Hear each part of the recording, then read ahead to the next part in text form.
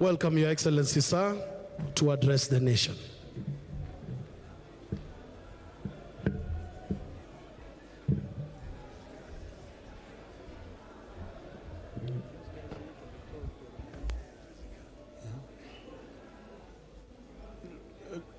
Members of the press, ladies and gentlemen, good afternoon.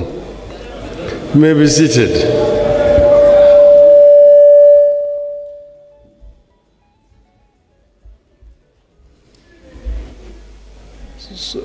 Ladies and gentlemen, we have a statement to release as the leadership of Azimio la Umoja One Kenya movement, following the filing of the presidential election petition at the Supreme Court of Kenya today, August 22nd, 2022. A short while ago, we successfully filed our presidential election petition at the Supreme Court of Kenya. The action we have taken is perfectly in line with the stipulations of our Constitution on resolving electoral disputes. It affirms our deep belief in constitutionalism, the rule of law, and a peaceful resolution of disputes, including high-stakes ones, like the presidential election. We have been shocked that as we prepare to go to court, others tried to stop us. Kenyans and all those who followed our campaign will recall that fighting and ending corruption in Kenya was a core agenda throughout our campaign as Azimio la Umoja One Kenya coalition party.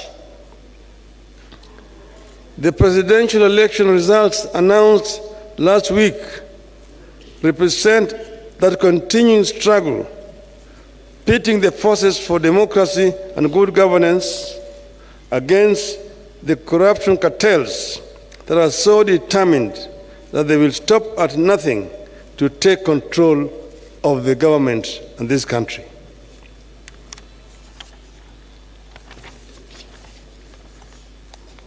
This is a do-or-die battle for the corruption cartels who have everything to lose should the forces of democracy take over. The corruption cartels are prepared to compromise electoral systems, bribe electoral officials, make security systems look other way, or even kill in order to find their way to power and their ill-gotten wealth and continue stealing from the public. We believe this is what happened in this election. For the sake of Kenya's future, the corruption network must not only be stopped, it must also be crushed.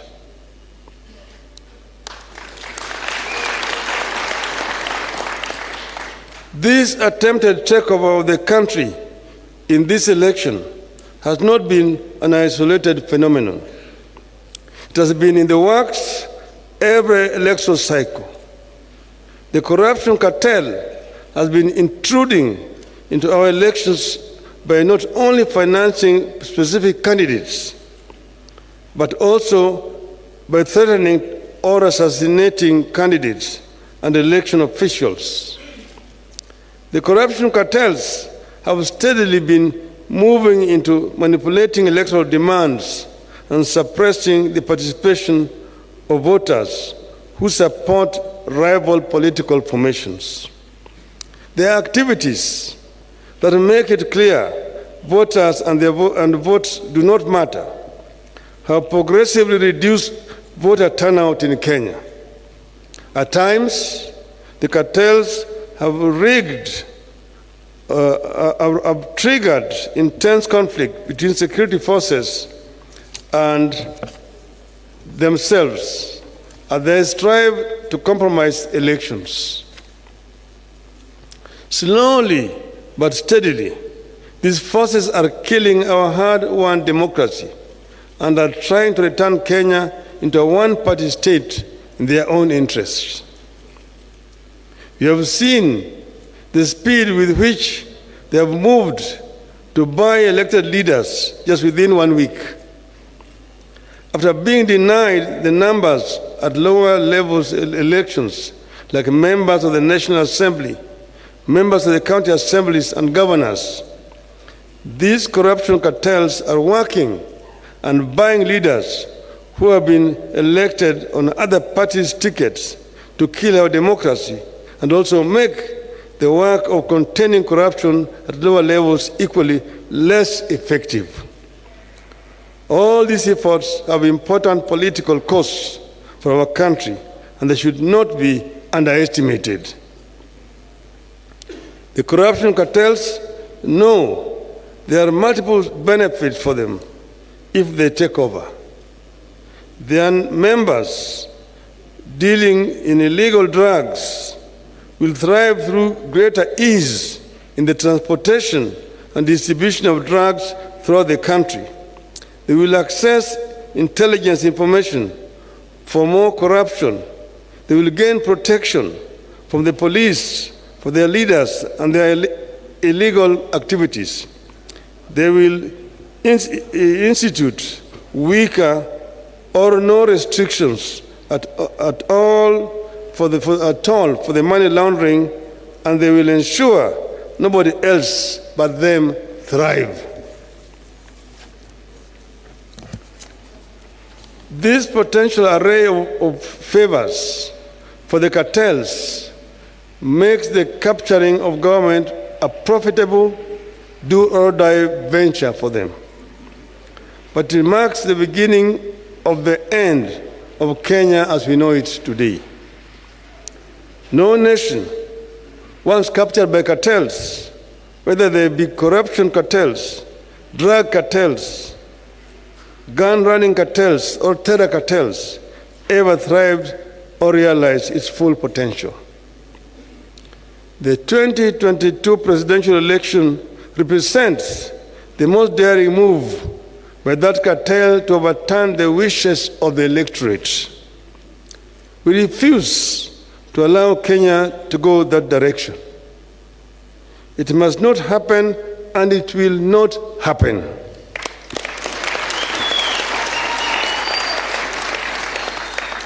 This is what the steps we have taken today and the ones we will take going forward are all about, to stop the corruption cartels from getting to the heart of our nation and government, the presidency, and to stop the corruption cartels from jeopardizing electoral health and democracy in our country.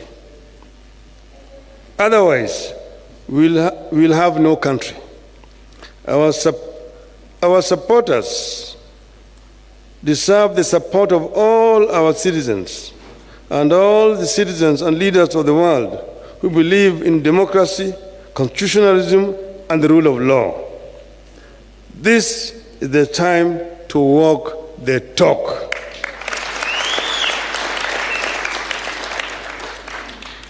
And I want to add, nitasema kichache kwa Kiswahili. Leo tumefikisha kesi yetu mbele ya mahakama kuu taifa letu juu ya yale janga ambayo imefanyika katika uchaguzi ambayo tumefanya wiki mbili iliyopita. Tuna hakika ya kwamba tuko na ushahidi wa kutosha ya kuonyesha kwamba sisi ndio tulishinda uchaguzi huu. Imedhihirika wazi baada ya sisi kufanya uchunguzi na wale wengine ambaye walishiriki katika hiyo ulaghai kujitokeza kama Wakenya kusema maovu imefanyika hapa, sisi wenyewe tuliitwa, tulipwa pesa, lakini tuko tayari kutoa ushahidi, na shahidi yuko hapa.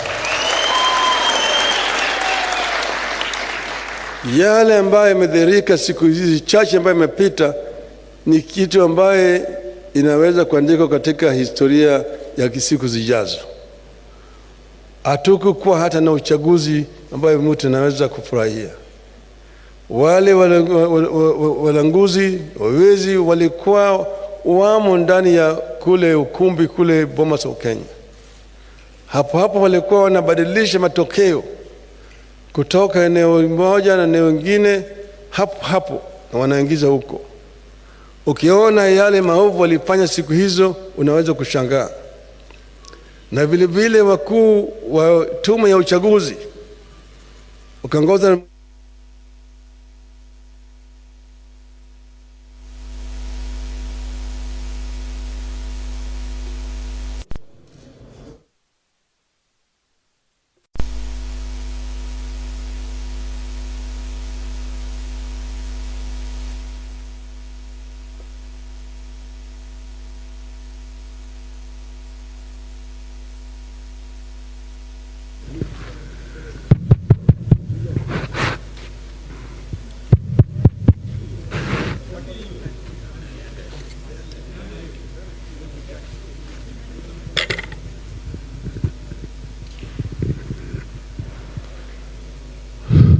samaha. Tumesema ushahidi tuko nazo ya kutosha kuonyesha yale maovu yalifanyika. Na tumesema vile vile hata wakuu wafanyakazi wa tume ya uchaguzi wakaongozwa na yule mwenyekiti wao walifanya maovu mengi zaidi.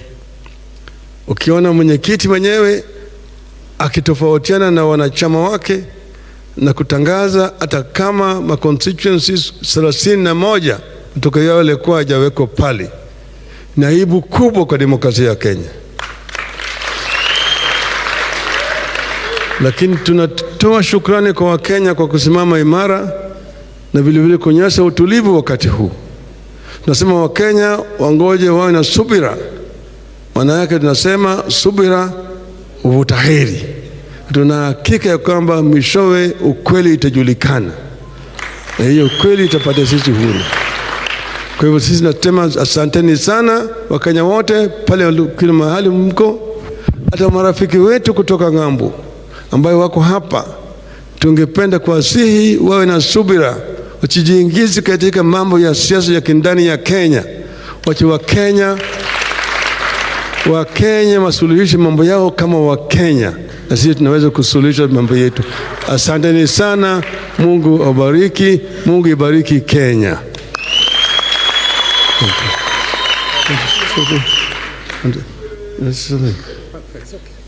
Asante sana.